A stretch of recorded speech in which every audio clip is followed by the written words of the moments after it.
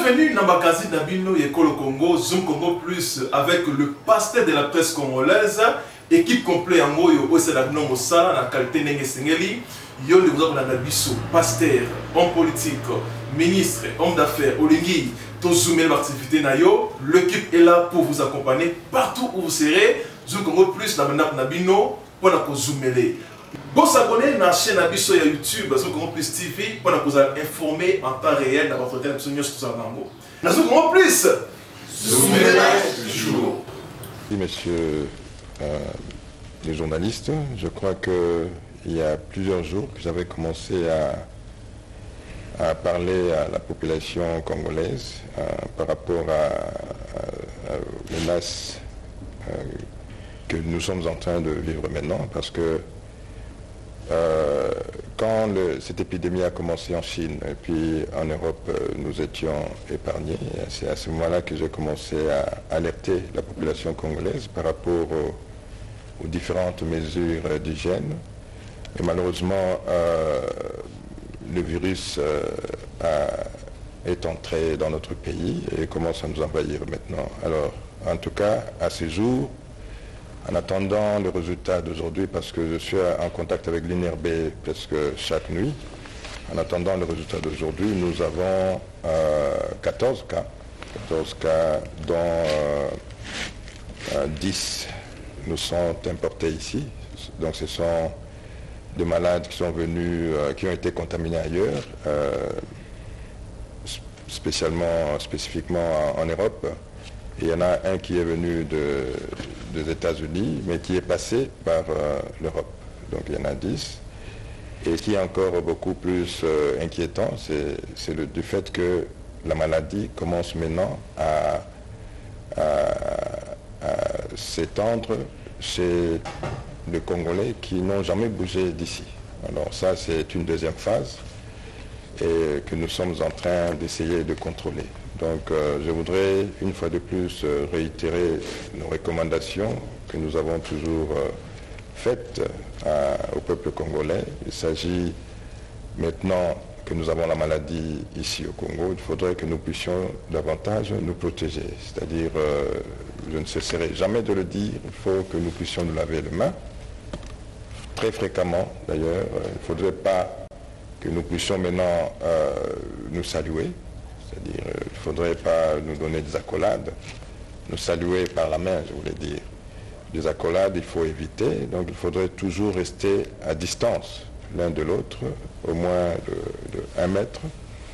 Et aussi, quand on a une sensation de fièvre, quand on a la toux, il faudrait qu'on puisse aller voir son médecin pour qu'on puisse savoir de quoi vous êtes en train de souffrir. Ça peut être une autre maladie, mais ça peut être aussi la maladie à coronavirus. Donc il faudrait maintenant que le peuple congolais puisse savoir que nous avons la maladie entre nos murs.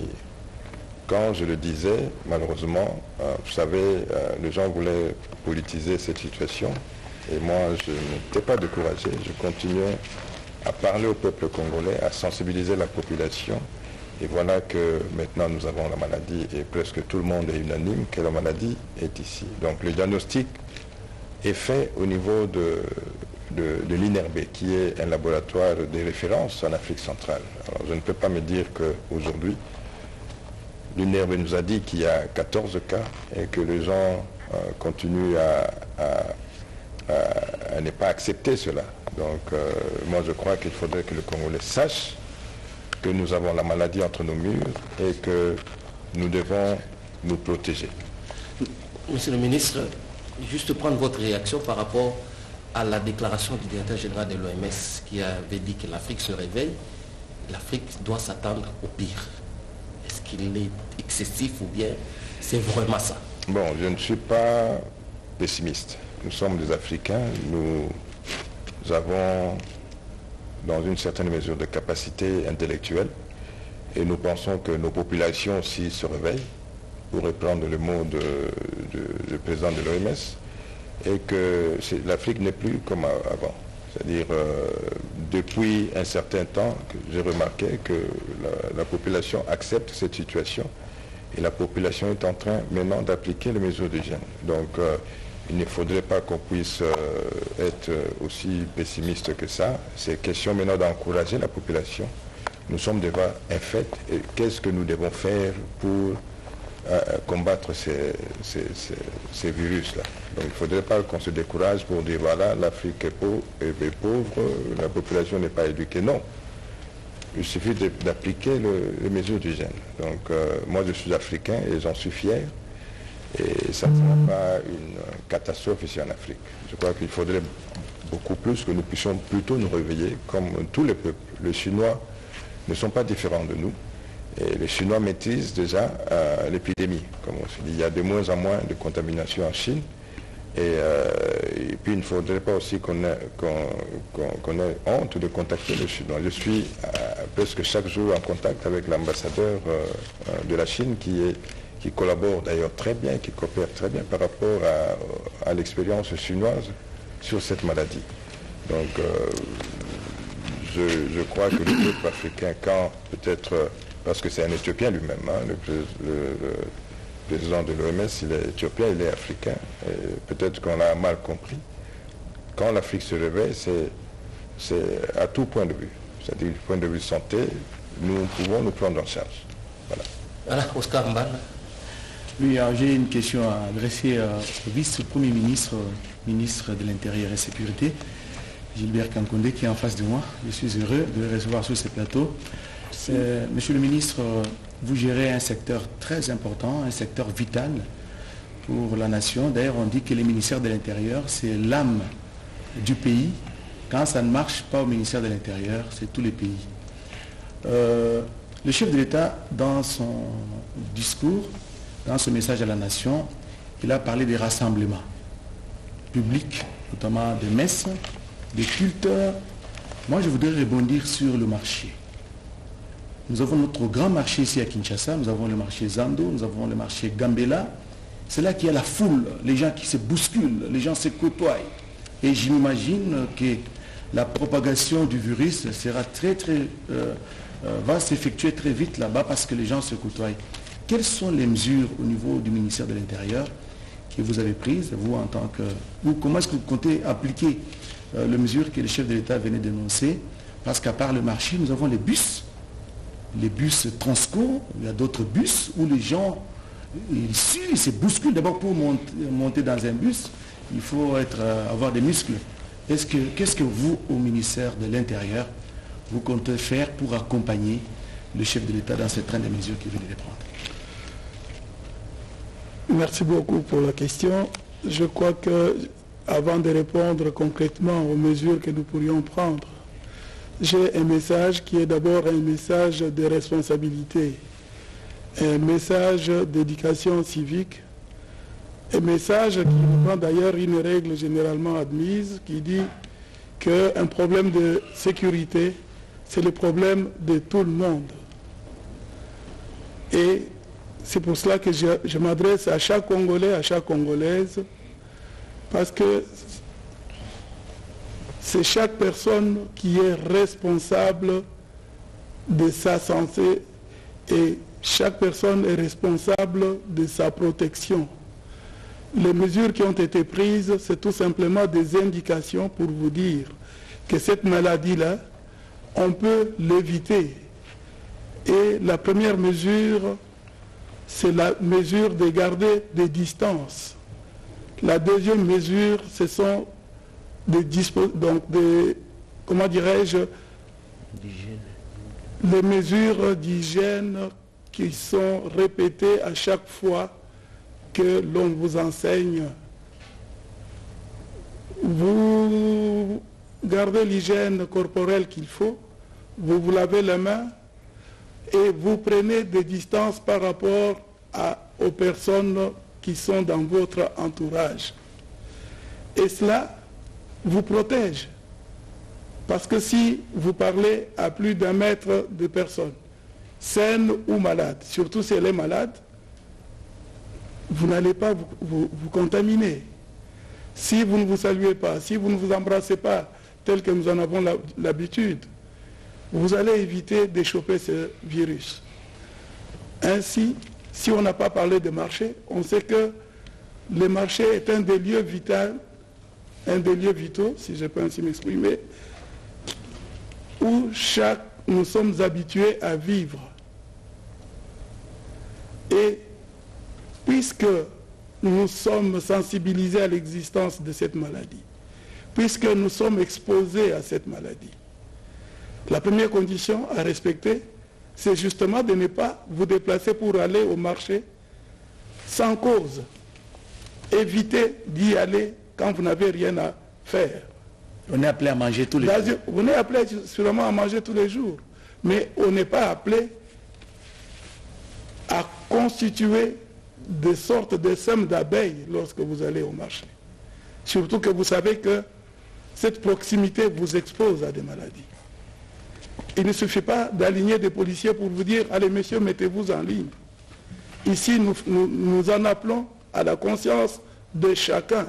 Mais, monsieur le si on vous dit que la mort est quelque part, vous n'allez pas vous exposer à la mort, vous allez fuir. Il est certes vrai que nous allons prendre des mesures d'accompagnement, de dissuasion, parce que pourquoi est-ce que nos lois existent? Les lois existent, les règles existent, parce que il y a toujours des personnes qui dévient. Il y a toujours des personnes... Oui. Moi, je recule un peu en arrière pour... Oui. Parlons de l'entrée à la frontière, les services qui gèrent... Donc vous gérez la frontière parce que la DGM, c'est sous votre tutelle. Alors, est-ce qu'on n'avait pas été négligent lorsque certaines personnes entraient, parce qu'ils sont entrés, on a découvert, après ils étaient déjà ici, où les services ont réellement fait leur travail.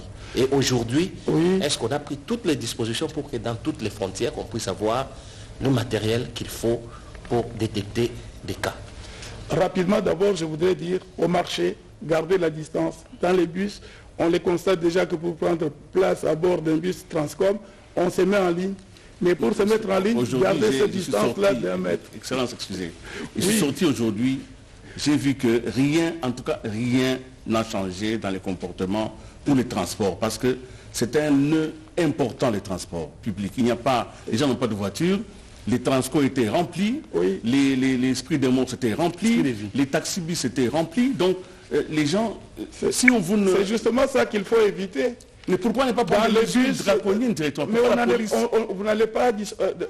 Ce sont des mesures structurelles que vous me suggérez là. Mais nous avons affaire avec la situation qui est la nôtre. Dans un bus, le constructeur a prévu des places. Respectez au moins les places assises. Ne vous encombrez pas. Là, vous adressez à la conscience des citoyens. Mais c'est exact. Mais il n'est pas encore là. Mais nous allons venir. Mais on leur dit, on vous dit que la maladie est là. Et pour éviter cette maladie, on vous le dit, on les répète aujourd'hui. Et c'est pour cela que nous sommes là. C'est pour qu'on vulgarise ces conseils-là. Vous ne les respectez pas, certes, mais on va légiférer là-dessus. Si vous voulez qu'on prenne des mesures policières, ça va venir. Mais il faut les prendre dès demain. Nous les prenons. Nous les prenons. Les mesures, les directives ont été données hier. Aujourd'hui, on a passé toute la journée avec tous les services concernés et les mesures réglementaires vont venir. Excellence, vous parlez de la distanciation. Et là, je vais répondre maintenant à la deuxième question. Voilà.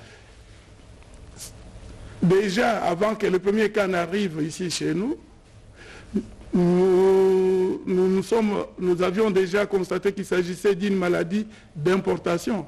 C'est un virus qui vient du dehors vers chez nous. Et les mesures avaient été prises. Vous aurez remarqué que M. le ministre de la Santé, déjà depuis plusieurs semaines, avait annoncé ces mesures-là.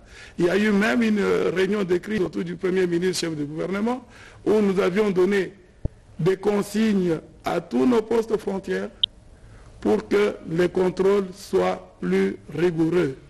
C'est ainsi qu'aux aéroports, on a des prises de température, aux aéroports, on a des postes où vous lavez la main, et n'oubliez pas que nous avions déjà un dispositif qui était en place. Le dispositif Ebola était encore là, un dispositif reconnu à travers le monde entier, qui a montré aussi son efficacité. Vous allez dans, ce sont nos provinces, vous êtes dans le nord, le sud Kivu, vous êtes à la frontière avec le Rwanda ou le Burundi, ces dispositifs existent. Moi, je suis allé en visite dans la province du Nord Kivu, je crois que nous y étions avec M. le directeur général. Déjà à l'aéroport, les salutations avec tous les officiels se faisaient avec des coudes. dans cette partie-là, les gens ont conscience, ils respectent ces mesures-là. C'est peut-être du côté ouest où nous n'avons pas pu faire à l'épidémie d'Ebola de manière avec la même gravité qu'au nord, que nous n'avons pas encore pris ces réflexes-là.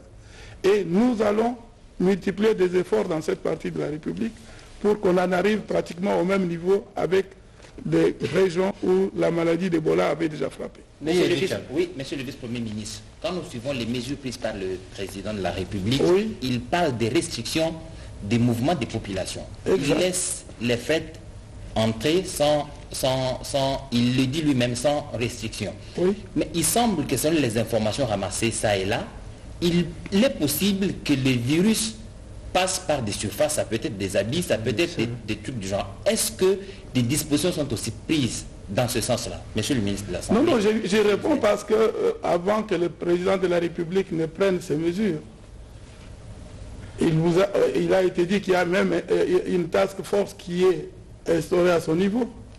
Il y a eu plusieurs réunions avec des grands experts. Nous en avons un de réputation internationale, le professeur Mouyembe, que vous connaissez bien, et qui a une équipe d'experts autour de lui, à l'INRB. Le ministre de la Santé ici présent a une commission multisectorielle autour de lui. Ces mesures ont été prises en considérant le niveau de connaissance que nous avons sur la circulation de ces virus et sur sa manière de contaminer les humains. Donc, nulle part, à moins que vous puissiez me prouver le contraire, il n'est dit que dans les marchandises et autres, le virus peut se transmettre. Mais il a déjà muté. Maintenant, la transmission, c'est d'homme à homme. La première phase de transmission d'animal à homme est déjà dépassée là. Monsieur le ministre, vous pouvez nous rassurer sur cette question. Et j'ai vu le ministre de la Santé vouloir justement réagir lorsqu'on parlait de l'arrivée du malade zéro en RDC, et puis toutes les mesures qu'on prend pour essayer de contenir la maladie au niveau des frontières. Donc, on parlait aussi de virus, de cargo.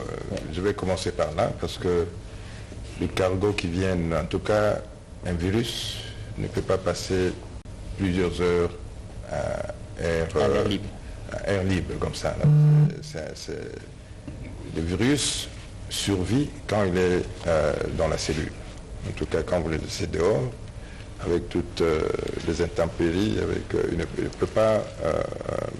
donc, tout le fret qui vient de plus d'une heure, de plus de 2 heures, en tout cas, quand ils arrivent ici, je crois que le virus n'y est pas. Mais nous prenons quand même des précautions pour désinfecter aussi certains frettes, pour peut-être d'autres microbes. Mais nous avons un service d'hygiène qui le fait. Donc il ne faudrait pas penser que quand le président a permis que le cargo arrive, c'est que sa décision était partielle. Non. Donc ce qu'il faut plutôt craindre, ce sont le pilote et les gens qui viennent avec l'avion. Et ils sont peut-être 2 ou 3 qui viennent avec le cargo. C'est facile pour les contrôler par rapport aux signes qui caractérisent l'épidémie. Donc, mais pour revenir au niveau des frontières, parce que vous avez posé la question par rapport aux frontières, nous avons toute une équipe. Nous avons une direction au niveau du ministère de la Santé, de l'hygiène aux frontières. Au fait, ces agents-là, ces spécialistes, quand vous descendez de l'avion, ce sont eux que vous voyez sur le tarmac en train de prendre la température et puis en train de distribuer les fiches de renseignement des voyageurs. Donc, tout passager, en tout cas, a daté de quand le président a fait passer son message, doit remplir cette fiche-là pendant le vol. Obligatoire. Obligatoire. Qui que ce soit. Parce que nous sommes en train de protéger la population congolaise, que vous soyez commerçant, que vous soyez député, ministre, qui que ce soit, nous devons tous nous soumettre à ces recommandations-là. Nous devons tous remplir cette fiche de renseignement du voyageur.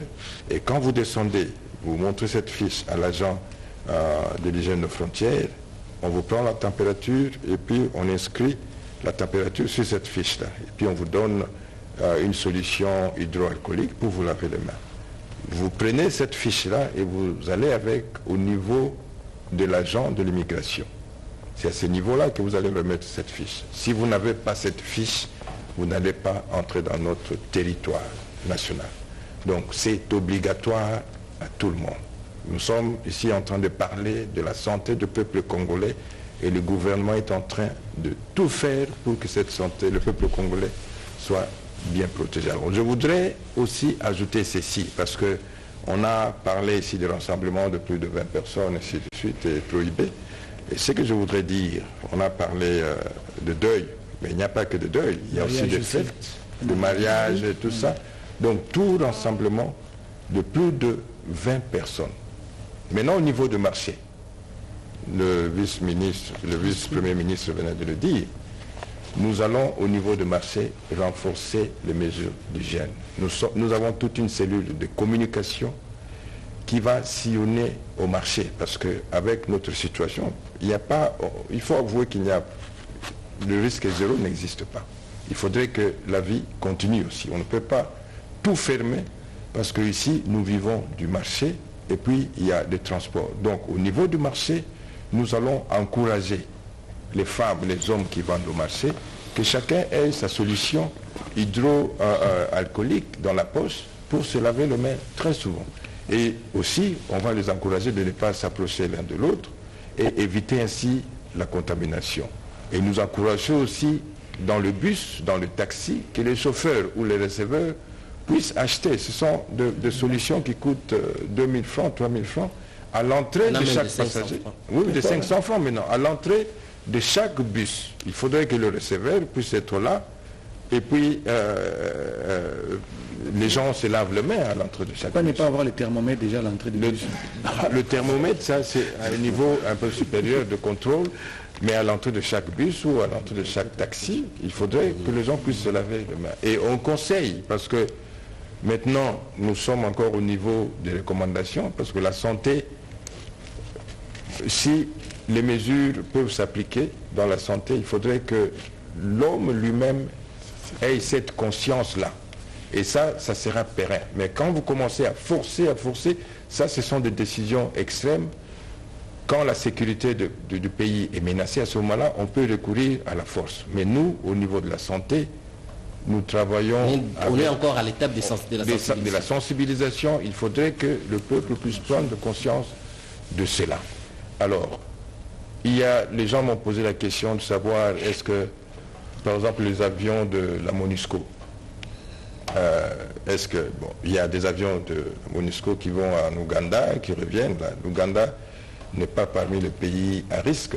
Quand le président a parlé de pays à risque, il voyait les pays européens tels que la France, l'Italie, l'Allemagne, la Suisse et maintenant la Belgique.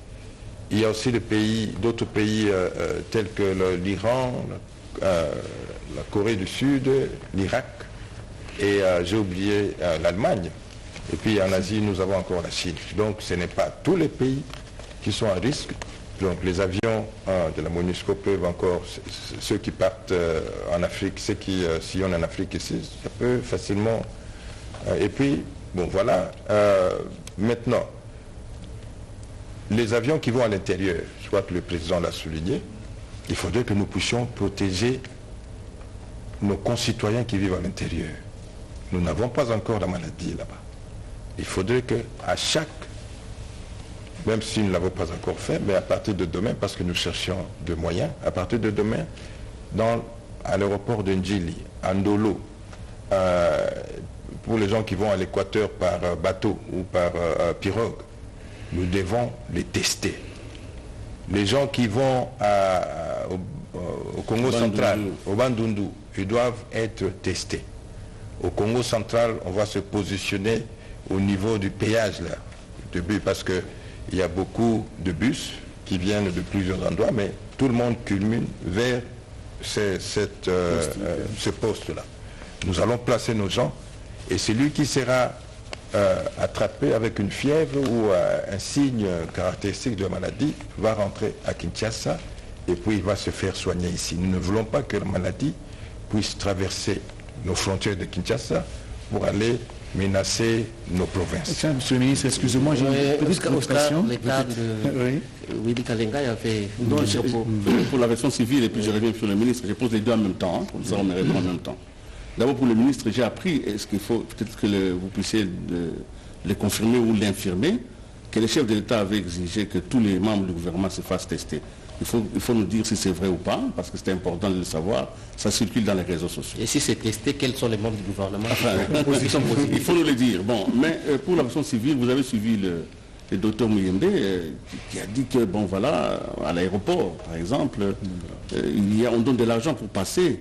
C'est très grave. Si c'est cela, que les gens arrivent et qu'ils ne veulent pas tester, on leur donne de l'argent pour passer.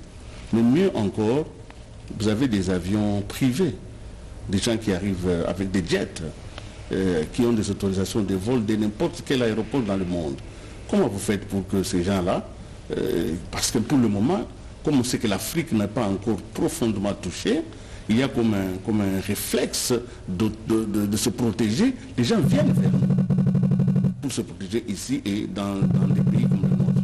Mais ils arrivent dans des jets, vous leur mettez les papiers, même s'ils ont la maladie. On va commencer par le directeur général de l'autorité de l'aviation. Merci beaucoup pour la question, monsieur le journaliste. Je veux commencer par remercier son Excellence, monsieur le chef de l'État, pour avoir pris des mesures. Pour le secteur qui est le mien, le secteur du transport aérien, je disais que pour le secteur qui est le mien, les transports aériens, je crois que vous avez tous suivi tout à l'heure, son Excellence M. Lobino Makelele a bien dit que la grande majorité des cas qui ont été répertoriés en République démocratique du Congo sont venus par avion, donc ont été importés. Un grand vecteur, l'aviation aujourd'hui. Disons, l'avion, c'est un grand vecteur de maladies. Ça, il faut le dire, on ne peut pas se voiler la face, mais on ne peut pas aussi s'empêcher de voyager par avion. Donc, ces mesures que son Excellence, Monsieur le chef de l'État, a prises étaient très attendues dans mon secteur, parce que, comme je le disais, nous, on sait que l'avion, il va très vite.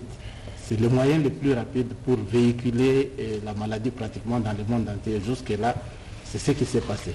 Il n'y a rien à nier là-dessus. Et donc, l'aviation civile ne favorise pas ce que le journaliste Kalenga venait de dire. Nous sommes au niveau de la régulation. La régulation, c'est la réglementation, c'est la supervision de la sécurité, c'est la supervision de la sûreté, c'est le contrôle, comme vous venez de le dire.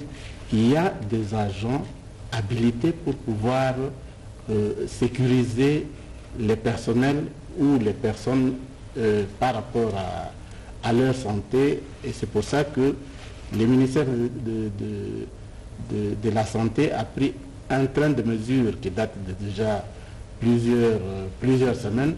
Nous y avons participé pour pouvoir empêcher au virus de rentrer en...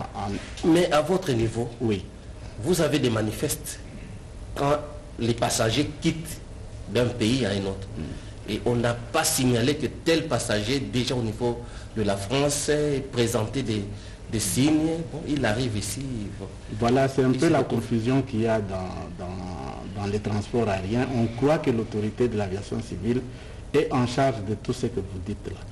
L'autorité de l'aviation civile, c'est une autorité donc réglementaire qui peut requérir un certain nombre d'informations auprès des exploitants, donc les compagnies aériennes, auprès de la RVA, et donc qui donne des instructions sous forme de circulaire, sous forme de règlement. On aurait pu bien avoir quelqu'un de la RVA ici aujourd'hui. Voilà, donc si on pouvait avoir quelqu'un de la RVA et quelqu'un de la DGM, son Excellence, le ministre est là. Donc nous, on n'est pas dans ça. Nous réglementons. Mais justement, dans cette réglementation-là, vous avez quand même un réseau, non, avec d'autres autorités d'aviation civile, des pays étrangers. Comme la menace est mondiale maintenant, est-ce que vous n'envisagez pas des contacts avec vos correspondants des pays qui sont très touchés pour qu'ils accompagnent les États, notamment la RDC, nous on le voudrait bien, de gérer déjà les flux ou aider à la sécurité des personnes qui viennent de ce côté pour s'assurer que les personnes qui nous viennent sont saines? Il n'y a pas une entité qui est plus en avance dans ce domaine autant que l'aviation civile. D'autant plus que nous avons une autorité mondiale qui s'appelle Organisation de l'aviation civile internationale qui donne des instructions au jour le jour. Et ces instructions, nous les répercutons auprès des opérateurs du transport aérien. Nous écrivons. Monsieur le ministre, pour répondre à la question de Willy Kalengay, est-ce qu'on a... Tous les membres du gouvernement sont passés au test? Est-ce qu'il y en a qui sont positifs? Est-ce que c'est vrai d'abord que le président de la République avait donné cette instruction? Non, je ne crois pas. Je ne crois pas. Le président de la République n'avait pas donné cette instruction. Ce sont les membres du gouvernement eux-mêmes qui se sont portés volontaires pour faire le test parce que nous sommes soumis à des charges de la nation. Donc nous devons être bien portants pour que nous puissions bien travailler. Moi, personnellement, j'ai fait mon test c'est négatif, la raison pour laquelle vous êtes là, c'est négatif. Non, je n'ai pas... C'est un secret médical.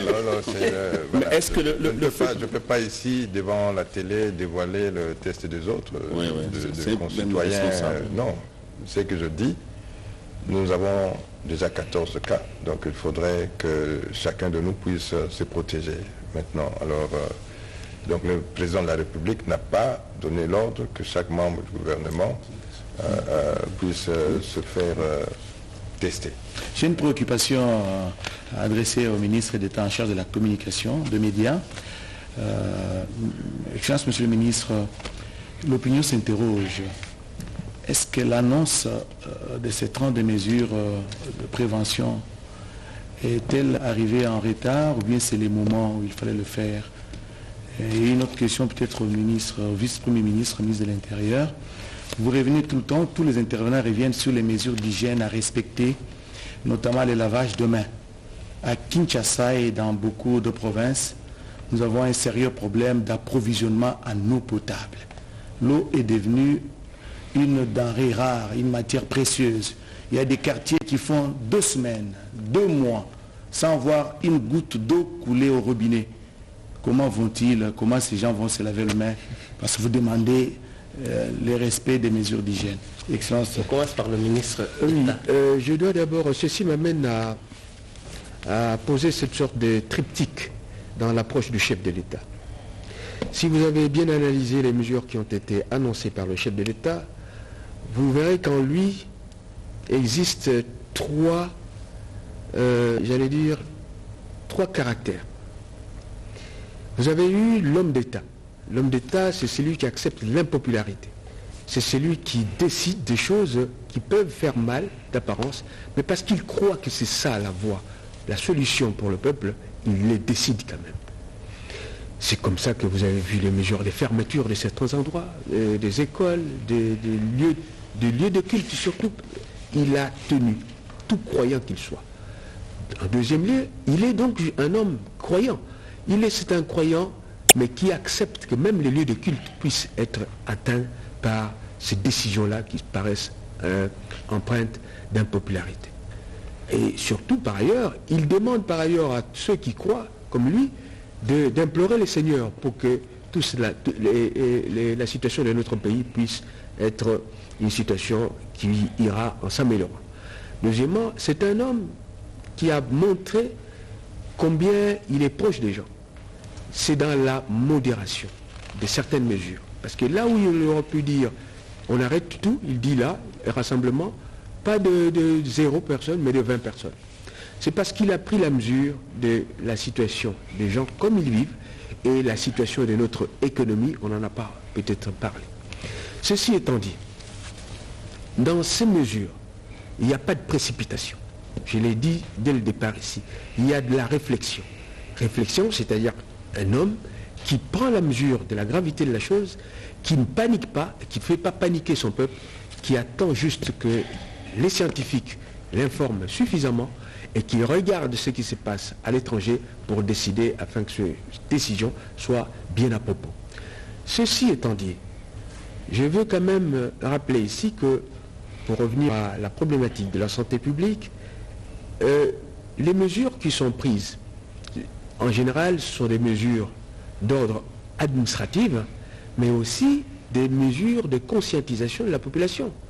Moi, je parie que lorsque se terminera cette épidémie, nous aurons adhéré à une culture, nous les Quinois en tout cas, à une culture autre que celle qui est en cours ici, qui veut que les dépouilles soient transportées de la morgue jusqu'au disons, au lieu des obsèques et traînent avec tout ce que cela peut comporter comme possibilité de contagion. C'est une chose qu'on jugera peut-être après que cette épidémie... Monsieur le ministre, oui? Nous avons vu avec les musiciens, les comédiens, tout ça, on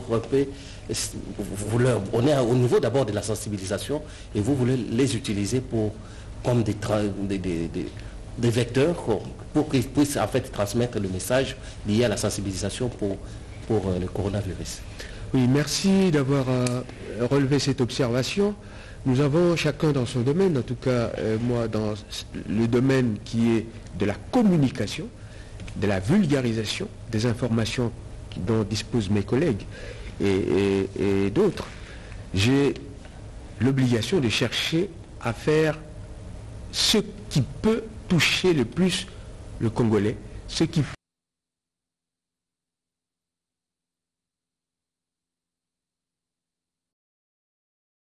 Bienvenue dans Bakazi Nabino Yekolo Congo, Zoom Congo Plus avec le pasteur de la presse congolaise, équipe complète en Moyo, Osedagno Mosala, la qualité Nenge Sengeli, Yon de Bouzak Nanabiso, pasteur, homme politique, ministre, homme d'affaires, Olingi, Tozoumel l'activité Nayo, l'équipe est là pour vous accompagner partout où vous serez, Zoom Congo Plus, Nabino, pour la Zoomele.